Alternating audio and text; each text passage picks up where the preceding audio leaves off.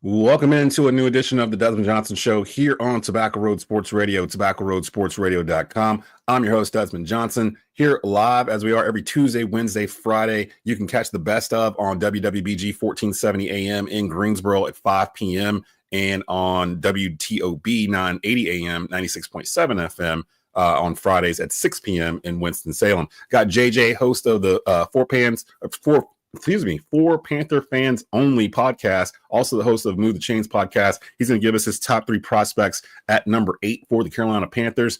And then we're going to get some, before that, we're getting some national headlines in the NBA and in the NFL, some pretty cool signings that have happened. This is the Desmond Johnson Show. Let's go ahead and roll that intro. Live with Desmond Johnson, son, the live is one. Represent NC to the fullest.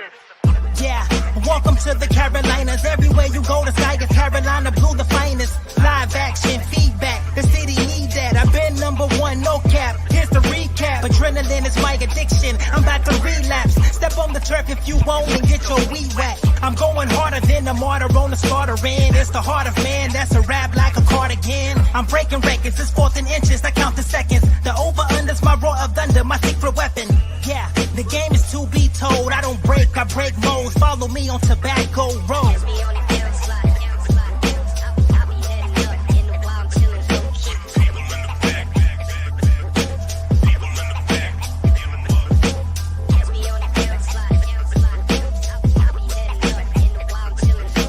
Live with Desmond Johnson, son, the live is one.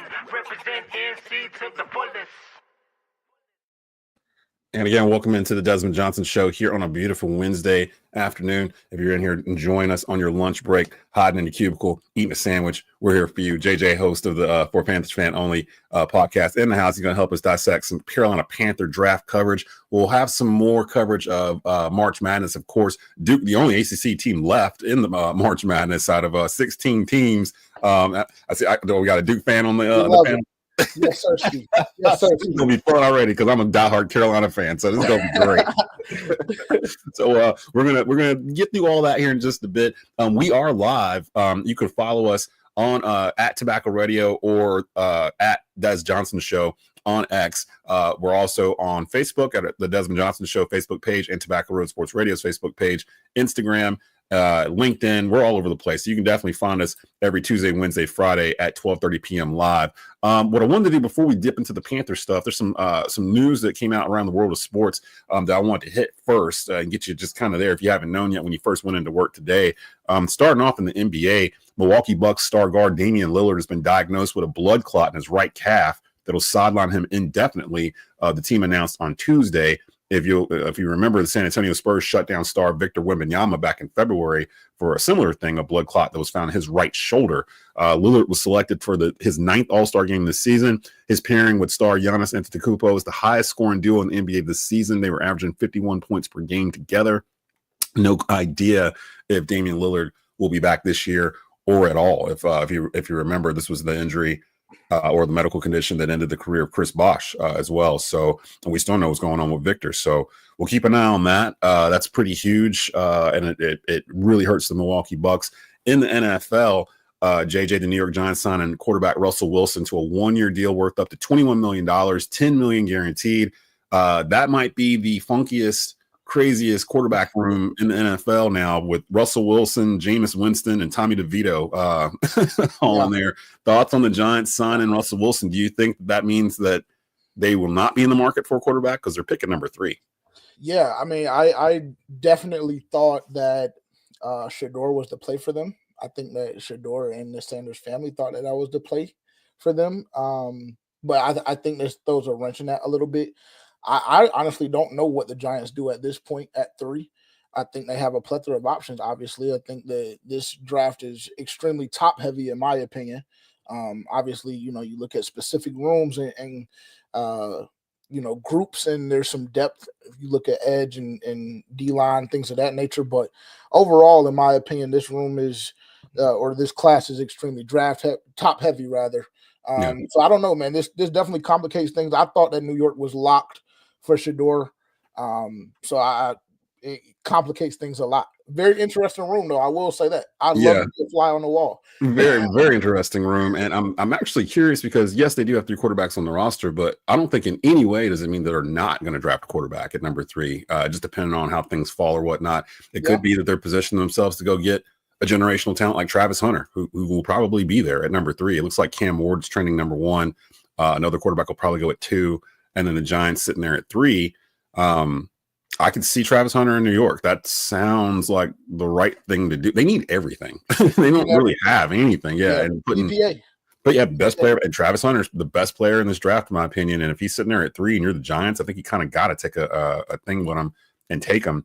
The other big sign in the NFL, the New England Patriots have signed free agent wide receiver Stephon Diggs to a 3-year, $69 million deal that includes $26 million guaranteed. Quarterback Drake May gets his number 1 wide receiver. Stephon Diggs coming off of an ACL tear last year in Houston. If folks recall, Houston received him in a trade from Buffalo, but as part of that trade, he was able to void out the last 2 years of his deal and become a free agent in 2025.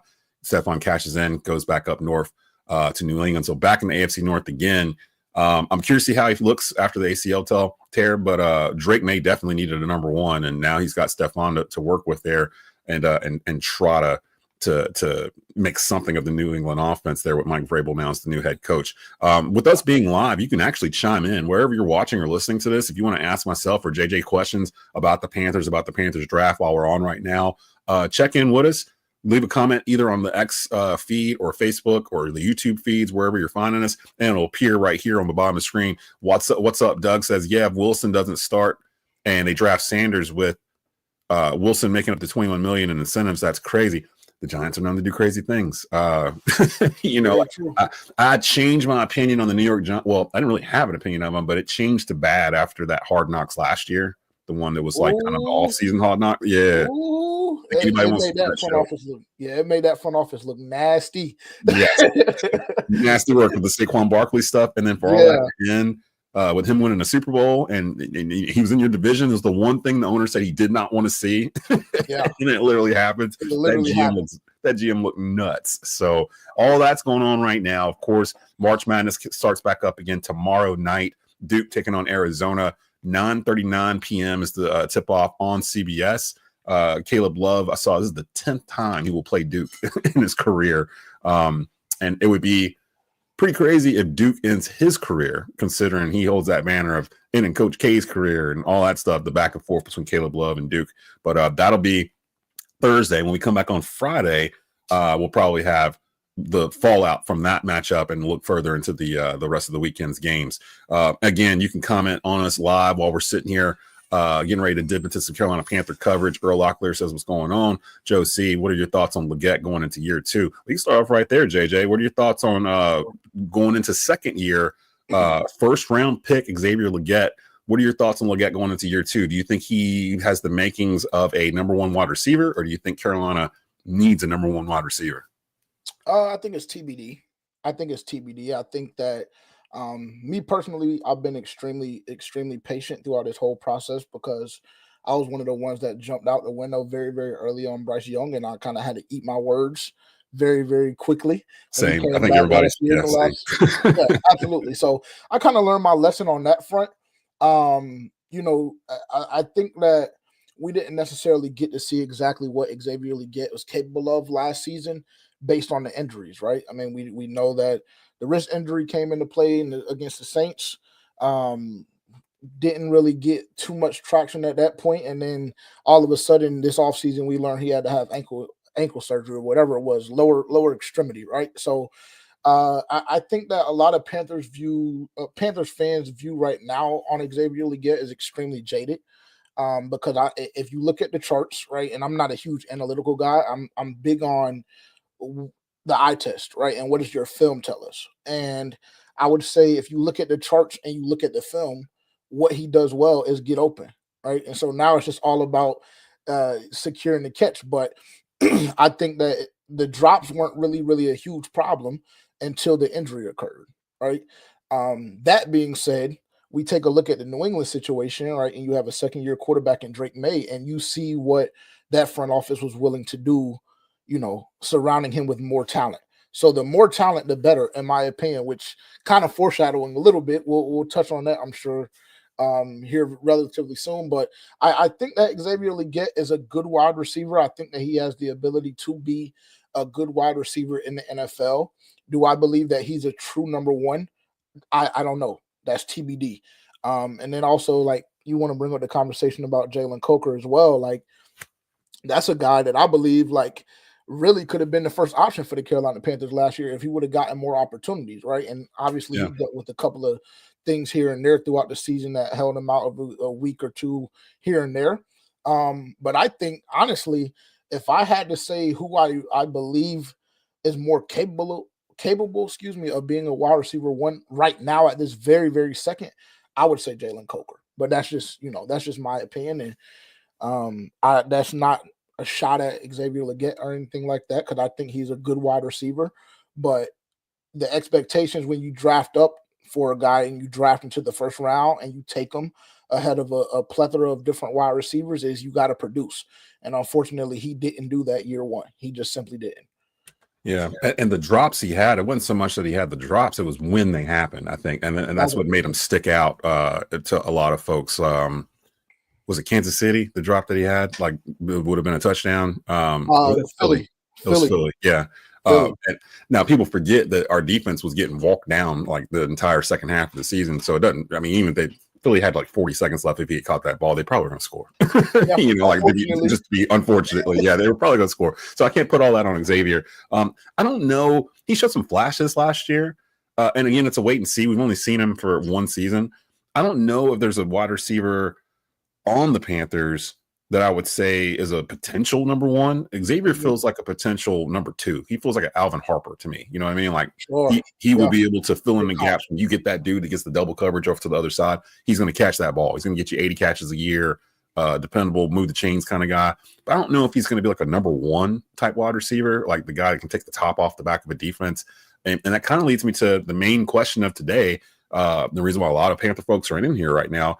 I want to get your top prospects for the draft here, or what do you think we should do? The Panthers picking number 8 overall currently right now, and everything General Manager Dan Morgan is pointing at, which I love, is that they don't want to be boxed into a certain position. I think they're feeling the outside pressure of Panther fans saying we need a wide receiver, and now they're kind of starting to address it a little bit. I saw some comments from Dan where he was like, we're not going to get boxed into one particular position. They don't seem like they're very honed in on getting an offensive wide receiver for Bryce. It seems like they're being very meticulous and careful to say we're going to get the best player available when we get to 8. To me, it's a smoke screen. I think they're going to trade it down depending on what happens that night, like what's going on. But give me your number one overall prospect that you want at number 8. I'm pretty sure it's a name up in here and nonstop on X. I've been in multiple arguments about this person, but who's your number one prospect right now as we are a couple of weeks away from the draft? Yeah, T-Mac. T-Mac, 1,000%. Like for those that don't know, wide receiver, Arizona. Give it to me now. Now, if anyone's familiar with me and they see me on X, they know I've had battles with Monty Fetty and all those folks over there regarding this pick. I think people thought I wanted Ashton Genty at 8, and not necessarily at 8. I would take Ashton Genty at 12 or 15 or whatever, but not necessarily at 8. I wanted just another offensive weapon, like for Bryce, and I felt like another running back would actually probably help him more than a wide receiver that may or may not pan out. Running backs are typically that position that can start the ground running in the NFL, and Ashton Genty is a generational talent to me. Tet has been the one that's been the pushback at that position. Give me your reasons why you feel like Tet McMillan should be the Panthers pick at 8. Yeah. Well, I mean, the first thing, what I'll say is I totally agree with you in the fact that I believe we need more weapons offensively. I think when you start to talk about Genty, the pushback that you're going to get and why fans will be, jaded and a little argumentative on that front is just based on what we saw with Jonathan Brooks. Now, obviously, he was dealing with the injury coming into the season, so it's a little bit different, but I don't think Panthers fans want to see us take a running back that high just based on how the JB experience has gone up to this point. But I do agree with you. Weapons are important, right? All young quarterbacks need weapons, and they need the most weapons to help them be successful. So that's number one. Off of that, number 2, I believe that Tet McMillan is going to be the guy that gives you the option to add depth in that wide receiver room. That's number 1. Number two, he's a real deal baller, bro. He's a dog. I believe Tet is one of the better players in this draft overall. I've been seeing a lot of mocks, dropping him to the teens, even some in the 20s. I don't believe it, bro. I don't believe it. You look at the guy, he's 6'5", immaculate ball skills. He's not going to, just like we just talked about with Xavier Legette, he's not going to blow the top off the defense. But unfortunately, like that just may be the approach that we have to take. There are still a couple of names in free agency that, pique my interest. Like if you look at Elijah Moore, who is somebody that a lot of people haven't mentioned or whatever the case may be, he intrigues me. And I think that adds that depth. He gives you more weapons. But I'm sold on Tet 1,000%. Like I honestly don't know what people's reservations about him are, with the exception of the speed. And I think that like a lot of people get jaded and misconstrued like 40 times and game speed. Like those two, like, yeah, if your 40 time is good, like that's great, whatever the case may be. But there's a lot of guys, a lot of players in the NFL that ran whatever they ran in the 40, but they look fast as can be on that football field on Sundays. And I think that that's the biggest thing. So I don't have a question or a problem with his speed. I think this is what Bryce Young needs. The player comp, I mean, obviously everybody continues to throw out is Mike Evans. I think he is a little Mike Evans. I do. I think he has the ability to develop into that guy. Mike Evans is not the fastest, right? He's not going to immediately beat you with quickness or whatever the case may be, but he's extremely consistent. He wins routes and he catches footballs and he catches them for touchdowns. And that's what the Carolina Panthers need, in my opinion. So that's why I like Ted at 8. So JJ, host of the for Panther Fans Only podcast and Move the Chains podcast, joining me here on today's Desmond Johnson show. So my question really with it, because I've seen a little bit of tape on Tet, but not a whole lot. Like Earl's saying here, he's just an XL. What separates him from Xavier Legette? Because it sounds almost like you kind of described Legette with a couple of different features, but kind of sounds like the same wide receiver, right? Well, I wouldn't necessarily agree with that. And I think that the main thing for me personally, if you turn on the film, and I know that you'll as the draft approaches, you'll be looking a little bit more into some of these prospects that we talk about today. The main thing for me is XL, his biggest problem is he catches with his body. Yeah. Tet doesn't do that. Tet catches the football with his hands, based on what I've seen. Now, I'm not, I've never claimed to be this elite evaluator of talent. I'll never do that because I've been wrong. Like there's some people in here, I'm sure, that watch our podcast. I've been wrong about so many people so many times that, it wouldn't surprise me that maybe Tet just doesn't turn out right. But you know what? That's the nature of the game though, JJ. Yeah, like that's what people try to come at me all the time. They're like, oh, you're wrong. I'm like, I'm going to be wrong. I'm not infallible. Like I'm going to have our game is opinions. We're giving our opinions out based off of what was happening at the time. And you mentioned, how we were both on the wrong side of the Bryce Young tree or whatnot. Yes. There is not a soul on this earth that knew Bryce Young was going to have the turnaround that he did. Like not at they all. can say it all they want They're to, lying. but they're lying. We saw what he looked like in September. He was a shell of himself. Like there was no way to know or predict that he was going to turn that around this year. And to be honest, if it wasn't for Andy Dalton's car accident, we probably never would have saw him on the field anyway. They would have rode Andy Dalton the whole rest of the year, in my opinion. So we lucked out there, and it made it where this draft is actually more fun now, because instead of us sitting here wondering if we need to go get another quarterback, we can kind of figure some other stuff out. With Tet, I'm cool with that. Who's your number 2 prospect? If say Tet McMillan, say Tet McMillan's on the board, but it don't look like he's going to leave anytime soon, or let's say he's already been selected somehow. Somehow he's been picked before pick number 8. Who's another draft pick you're looking at right now? You're like, I'm comfortable getting him at number 8. So that's kind of a loaded question. Me being comfortable with somebody at number 8, I'm gonna say probably Jalen Walker from UGA, the edge / hybrid. The thing that I like about him the most, because he's another guy where I think that this fan base has gassed him up immensely, right? But what I know about this front office is like when they go all in, they go all in. We saw it last year with the offensive line, right? And how we just knew that we had to fix the offense. And that's what you saw. You go get 3 of your first 4 picks are offense. You spend all the money in the world on offensive line, right? So we've seen this front office go all in. And so far up to this point, with the exception of Rico Dowdle, they've gone all in on the defensive side of the ball, right? And obviously they brought back some key offensive line pieces brought back Tommy Tremble, but nothing that really jumped out at you. Nothing like a Trayvon Merring or a Turk or whatever the case may be. All of that being said, I like Jalen Walker just based on the versatility. Again, if you turn on the film, there's nothing that he does that jumps out at you. His motor is good, but that's not something that, I really care too much about as far as like when I'm grading prospects, just because I want to see what you have pure talent wise. Like the intangibles will come. All of these guys have a lot of the intangibles, which I categorize that as being intangible when you look at a motor, because that's just, your effort and your motivation to want to play the game of football. So I like Jalen Walker just based on off of some of the names that I've been seeing.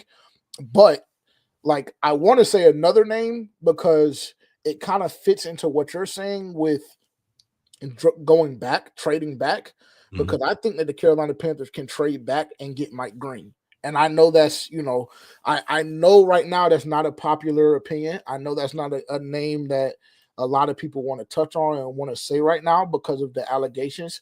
What I will go on record and say, first and foremost, if those allegations are true and, that's a proven thing that's what's going on, he shouldn't even be able to have the opportunity to play the game of football on the NFL level. That's what I'll say, the first thing, right, before I go into anything else. But if you're the Carolina Panthers, you believe that you can go back to 15, anywhere between 15 and 20, right, and you have the ability to get a talent like Mike Green, I do that. Like, there's not going to be oftentimes where you see a guy coming out of college, no matter what talent level he's playing against, that had 15 or 16 sacks the season before. I think Mike Green's motor is high. I think that his ability to win at the point of attack is elite. I love his pass rush move bag, which is something that when you look at a Jalen Walker, Mykel Williams, some of these other guys, edge rushers that have been mentioned recently in the Panthers space, they don't have that. A lot of these guys don't have what Mike Green has. They also don't have the off the field accusations that's going on right now. So it's kind of a dangerous game to play. But right now, for me personally, Mike Green is my number 2 right underneath Chet. I like that one because, to be honest, the thing that I feel like that this team needs more than anything right now, because even if I know people are saying we need a number 1 wide receiver, right? But we were scoring points the second half of the season. That wasn't really the issue. Bryce was peppering it around all over the place. Chuba was having a great year until he got hurt at the end. I feel like defense should be the priority. I don't want to box them in either, but they need a pass rush. Like, they need a pass rusher. Like, we haven't had one since Brian Burns, really. And even he was similar to some of the ones we've had in the past, but he wasn't like dominant like the year Greg Hardy had, before his troubles came about, or Julius Peppers, that kind of guy, Kevin Green, like Lamar Lathan. Like, we need something like that on the edge that just disrupts and just terrorizes a quarterback. And I like what you're saying about Mike Green, because it feels like he would fit that, and they might be able to get him after trading down, picking up some extra picks. For those that don't know, Mike Green was from Marshall. He started off with Virginia. He had to leave the Virginia football team in 2022 due to being accused of sexual assault twice. Allegations he's denied and says has done nothing wrong. That was 3 years ago. I don't know if anything's ever come from it or if it's ongoing right now, but he was asked these questions during the NFL Combine this year. So it's a matter of, letting that play out in court or whatnot. But he had a huge pro day in front of scouts just a couple of days ago. That's an interesting one right there. Dog, bro. I like that. I like that idea, actually, because for me, I don't know if there's only in this draft, to me, and I've said it before, I think there's only like 2 generational talents in this draft, and that's Travis Hunter and Ashton Jeanty. Everybody else, like even Shedeur, he doesn't come off at me like this super special quarterback. He looks like he's going to be a competent 10-year quarterback. Like, he doesn't have like the speed of his dad, because if he had the speed of his dad, this would be a whole other conversation. Like Vic 2.0. Will look completely different. he don't run like that. So he's got a good arm. He sees the field very well. He's going to go in the top 5 of the draft. Cam Ward, he's not Cam Newton. Like, he's not a unicorn, but he's going to win games for you. It's one of those drafts where it's not a weak quarterback draft like a couple years ago when it was like Kenny Pickett and what's his name, Malik? I forgot his name. He went to the Titans. I don't think he's there anymore. Malik Willis. Malik Willis, and that was like a 3rd-round pick or whatever it was. Like, it's not a draft like that. There's going to be quarterbacks taken in the first couple of picks, to be honest. But I don't see someone where, unless it's one of those two. Let's say, let me give you this scenario, JJ. JJ, host of For Panther Fans Only in the house here. Before I get you out of here, I was going to say give me 3 prospects, but instead of the 3rd one, let me give you a scenario. Okay. Let's say Travis Hunter falls to 6. Okay. If you're the Carolina Panthers, do you make a move and trade up to 6 to get Travis Hunter? No, I don't believe so. I think it'll cost you way too much.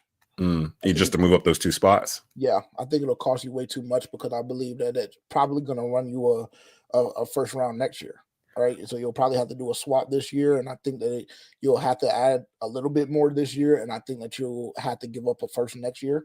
And we've run into that problem before, and unfortunately, I don't want to be in that position again. The Panthers do have 10 picks this year, so True. they're going to have a lot of swings here. They got a lot of collateral for Dan to move around the board, which I think this is why they're doing this. And remember, we got our 2nd-round pick back last year when we traded off Brian Burns that we had lost in the Bears trade. So we do have our full array of trades plus some extra ones too. What's up, Doug says, what about Abdul Carter? Let me do that same scenario. Let's say Abdul Carter falls to 6. You do the same thing.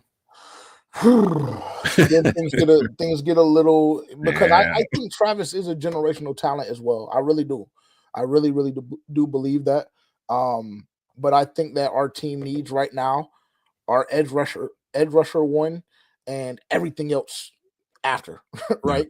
And so that conversation gets a little jaded. It gets a little different when we're talking about Abdul. It's still going to cost you a good amount. For sure.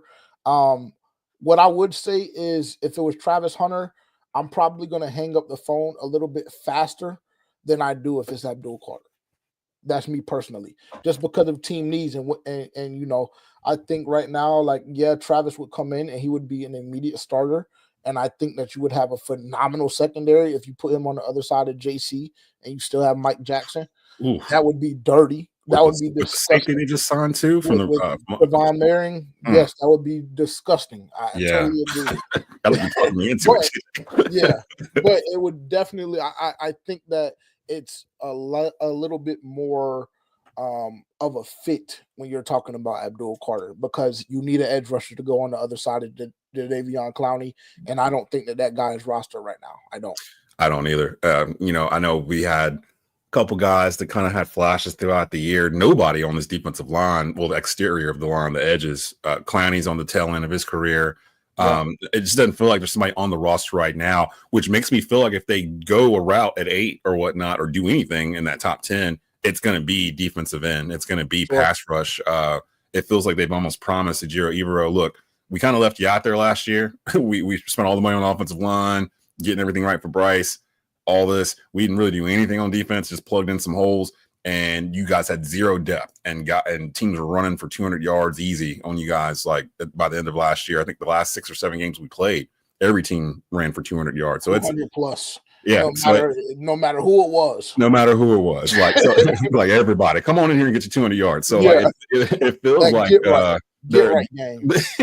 We were the get right game. That's right. Yeah. So it's like everything they did in free agency this year addressed those concerns. They went D-line, they went linebacker, they went secondary. Like they addressed all 3 levels of the defense, but they couldn't find that pass rusher they wanted. My last question for you, going back to free agency, I was looking at Yahoo's top 25 free agents. All of them are signed except for 2.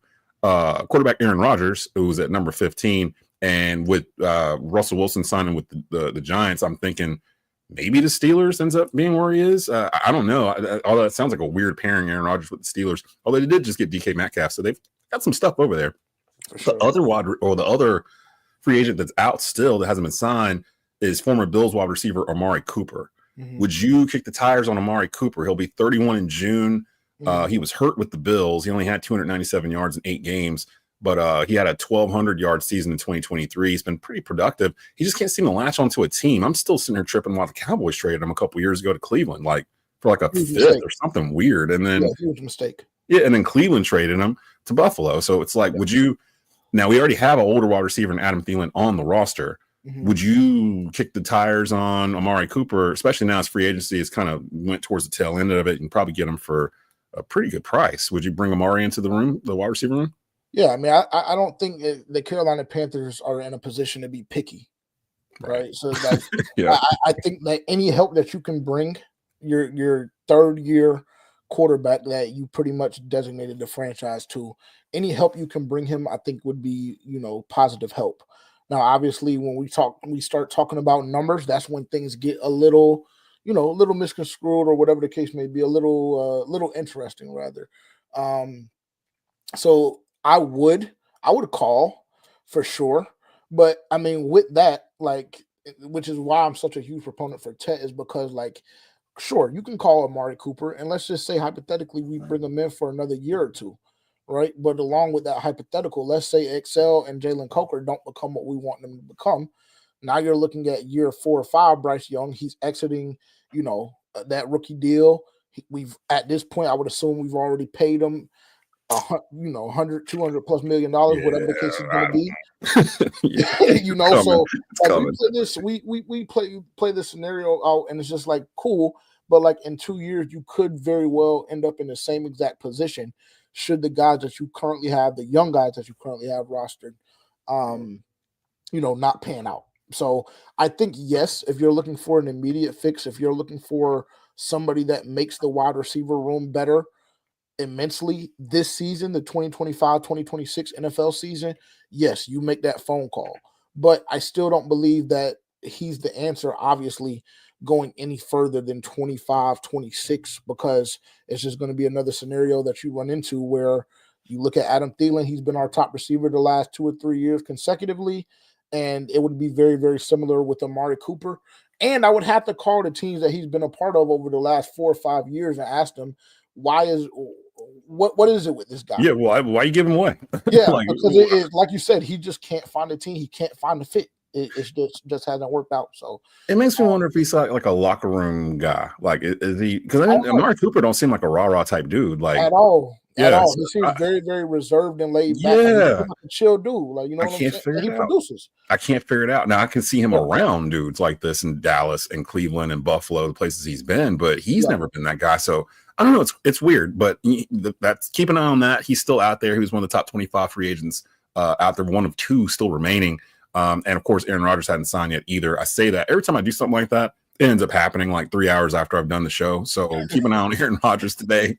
Something's going to go down. That's how it goes with pre-recorded shows. Literally yesterday, we were doing this show live, and it was all ACC hoops, and we were talking about Elliot Cadeau, and like, it was me and B-Dot, and we were like, please stay. And like 3 hours later, Elliot Cadeau's in the transfer portal. Like, I can't even clip it. I can't even clip the show. Good Lord. Like, come on, give me some time, y'all. But I'm going to go ahead and get everybody out of here. Again, we'll concentrate on the NCAA tournament a little bit later on this week when we're back on Friday. Duke will have played. Again, Duke plays Arizona. Good luck to you, sir, because Duke is the flag bearer for the ACC right now. With everyone done, the entire Carolina roster is getting flipped right now as we speak. Same with State, same with Virginia. ACC needs to get right. Like, this is not what we're used to. Like, we ain't used to be sitting at home second weekend of the tournament, and Duke is the only team that we have to root for. Although David Glenn, who was on my show yesterday, did mention the last time it happened was 2017. By the time we got to the second weekend, Carolina was the only team left out of the ACC. They went on and won the national championship. So Duke looks like Death Star Duke right now, the way they're playing. Cooper Flag don't even need to be the best player on the floor for them to do what they're doing. So if Tyrese Parker's going to hit like 6 threes or whatever, like he did the other night, it's going to be a long haul for whoever's taking them on. But they're seeing their familiar foe in Caleb Love and the Arizona Wildcats. I saw somebody mention if Caleb Love and Arizona beats Duke on Thursday, that Carolina should put the Arizona jersey of Caleb Love in the rafters. It makes no sense, bro. Y'all hate on us so. UNC fans hate on us so bad. It's nasty. What you mean it don't make no sense? That's the rivalry. Like, actually, Duke fans, makes all the sense in the world. All I saw last week before the tournament began was just Duke fans banding together to explain to the world why Carolina was not supposed to be in this tournament. Like, literally, I'm like, why are y'all worried about us? Like, we're in Dayton. Like, y'all one seed. Like, we're fighting just to get in. And like, all I saw was like, worry about y'all. And Duke fans is going on and on and on. And then we won, and then we did exactly what Carolina does the next game. Got down by 25, fought the whole second half, got close, ran out of road, lost the game. So like, it literally, I was like, just put this thing out of its misery and go. But shout out to Duke, the Duke Blue Devils and Coach John Shire. They're trying to do some pretty cool stuff this year. We'll see if they can get through the gauntlet of the SEC pretty much going forward in the tournament. But JJ, tell them where they can find your stuff. Give them your websites, links, handles, and everything so they can find all your stuff. For sure. You guys can catch us every Tuesday morning at 9 a.m. on the G2S network on YouTube. Social media handles, you can find us on X at FPFO_podcast. Everywhere else you can find us for Panthers fans only, forpanthersfansonly.com. If you haven't already, make sure to come over to the website. Get your Carolina Reaper tees right now. Support quarterback one. Yes, sir. Support quarterback one in your home team. But yeah, for Panthers fans only, you go on Google, you search that up, everything will pop up. That's where y'all can find us at. And I definitely appreciate you having us on the show, man. Thank you so much. For sure. And if you're a Panther content creator on X or YouTube or wherever, and you're looking to, get exposed on a platform, we're going to do this throughout the offseason leading up to the draft and then a little bit afterwards too, where I'm going to have Panther content creators come on and actually give their opinions on the Panthers. And basically, all of us argue with each other on Twitter every day anyway. We might as well put it in video format and put it out there for the world so we can all collectively figure out how to make our Panthers better. I think, personally, all of us are just tired of losing. We're just tired of losing, man. Let's get back to the winning ways, the 2015 team, having fun, posing, taking pictures on the side. We want that again. This other stuff that I haven't felt since. Right, yeah. We're just sitting here on Sundays like this, all day. Yeah. What are y'all doing? What are y'all doing? We're tired of that. So we're trying to make it better. So shout out to everybody that came through, all the fans of For Panther Fans Only, all the fans for JJ. We're definitely going to have him back. His co-host will be with us too. If you are a Panther content creator, reach out to us at Tobacco Radio on Twitter. Hit us in our messages or hit me at Des Johnson _3505. We'll get it set up, get you guys in there. And go from there. So definitely check all that out. We'll still keep covering the Panthers here as we get up to the draft coverage here. We will see you live Friday at 12:30 to talk a little bit about Duke.